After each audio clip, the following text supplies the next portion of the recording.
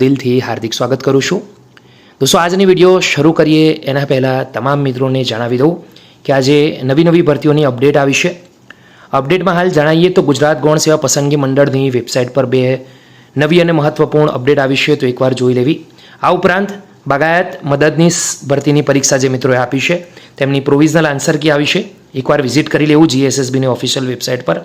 તલાટી ભરતીની તૈયારી કરતા ઉમેદવારોને બીજો લાભ મળી જશે જુનિયર ક્લર્ક ભરતીમાં પણ, તો એકવાર એ વિડીયો પણ જઈને ચેક કરી લેજો કે શું લાભ મળવાનો છે. શિક્ષક ભરતી માટેની TGT, PGT, PRT પોસ્ટ માટે પણ ભરતી આવી છે. આર્મી સ્કૂલમાં જવા માંગતા ઉમેદવારો ખાસ કરીને આ વિડીયો જોવે.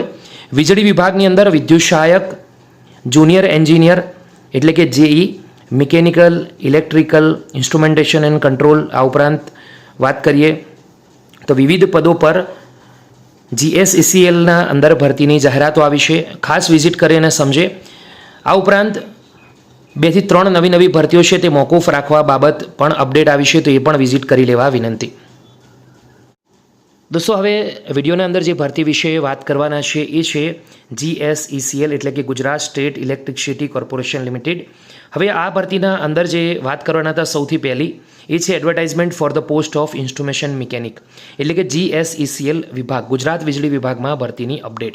એના માટે આપણે ખાસ કરીને જે જાહેરાત છે, નોટિફિકેશન છે તેને ડાઉનલોડ કરવું ખૂબ જ જરૂરી છે. નોટિફિકેશનમાં જે જરૂરી માહિતી છે એની સમજણ પાડીશું.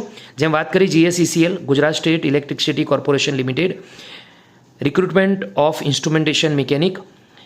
હવે મિકેનિક માટેની જે ભરતી છે તેમાં ઇન્ટરેસ્ટેડ ઉમેદવારો છે તે ખાસ ધ્યાન રાખે. ઇન્સ્ટ્રુમેન્ટ મિકેનિક માટે 30 જગ્યાઓ છે. ફૂલ ટાઈમ ડિપ્લોમા હોવું જરૂરી છે ઇન્સ્ટ્રુમેન્ટેશન એન્ડ કંટ્રોલની અંદર in regular mode from recognise university duly approved UGC EICT.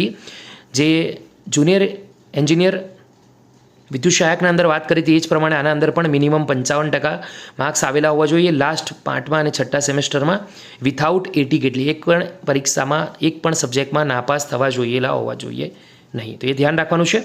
Remuneration સેલરીની વાત કરીએ 26,000 થી 56,600 સુધીનું રેગ્યુલેશન ઇસ્ટેબ્લિશન પ્રમાણે તમને મળશે. એજ ક્રાઇટેરિયાની વાત કરીએ, અનરિઝર્વ કેટેગરી માટે 35, રિઝર્વ AWS માટે 40 as end of 1 July 2025. Age રિલેક્સેશનમાં ફિમેલ કેન્ડિડેટને 5% વિથ ડિસેબિલિટીને 10 વર્ષની છૂટછાટ આપવામાં આવશે. એના પછી વાત કરીએ એક્સ આર્મ ફોર્સ પર્સનલ ઉમેદવારોને 10 વર્ષની છૂટછાટ depend on retired employee GUVNL and subsidiary, તો એમને દોસ્તો અપ ટુ 40 યર સુધીની છૂટછાટ મળવાપાત્ર છે. વેકેન્સીની વાત કરીએ તો 30 વેકેન્સી છે. ST કેટેગરીમાં મેલ કેન્ડિડેટ 4, ફિમેલ 0. SC/BCના અંદર મેલ 6, ફિમેલ 0. EWSમાં મેલ 7, ફિમેલ 0. ઓપન કેટેગરીમાં મેલ 12 અને ફિમેલને 1 જગ્યા છે. PWDમાં 1 જગ્યા રિઝર્વડ છે, તો ઉમેદવારો એક બાદ ખાસ ધ્યાનમાં લેવાની રહેશે.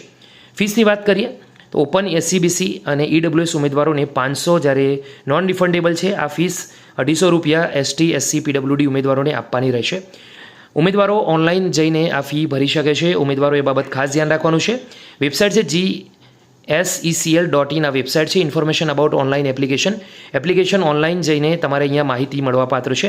4 જુલાઈથી આ ભરતીના ફોર્મ શરૂ થશે, જેની છેલ્લી તારીખ 24 જુલાઈ છે, તો ઉમેદવારો બાબત આ ધ્યાનમાં ખાસ લેવાનું છે. ખાસ કરીને ગુજરાતી લેંગ્વેજ જરૂરી છે, એ પણ ધ્યાનમાં લેવાનું છે.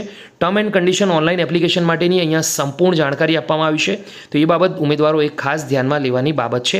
એક્ઝામની આપણે ફરજી વાત કરીશું કે આ ભરતીનો સિલેબસ શું છે એ વિશેની આજે વિડીયોના વાત નહીં કરીએ. તો વિડીયો આશા રાખું છું તમને સમજણ પડી હશે. જે મિકેનિક, ઇન્સ્ટ્રુમેન્ટેશન મિકેનિકમાં જે મિત્રો ભાગ લેવા માંગતા હોય અરજી કરી શકે છે. બીજા મિત્રોને પણ રિક્વેસ્ટ કરીશ કે આના અંદર જરૂર અરજી કરે. તમને તમારા લાયક જો આ ભરતી ન હોય તો તમારા અન્ય મિત્રો સુધી પણ માહિતી વોટ્સઅપ પર, ટેલિગ્રામ પર, યુટ્યુબ પર ખાસ કરીને મૂકે, જેથી એમના સુધી આ માહિતી પહોંચે.